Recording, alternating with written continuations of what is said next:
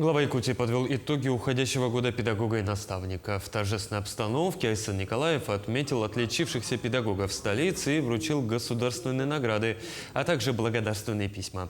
Он подчеркнул, что 23-й год уникальный для образовательной сферы.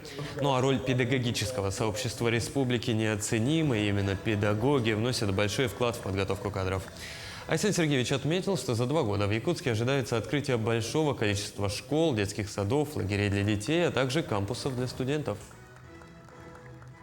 Данный год, он был яркий на определенного рода события. Что касается нашего учреждения, то мы сейчас уже планируем второй корпус нашего здания в 203-м микрорайоне гимназии Центр глобального образования. Что касается на уровне города, то, конечно, здесь стоит отметить такие направления, как и олимпиадное движение, как и работа по качеству образования. Опять же, относительно нашего учреждения, то у нас практически в 2 раза увеличились олимпиадники.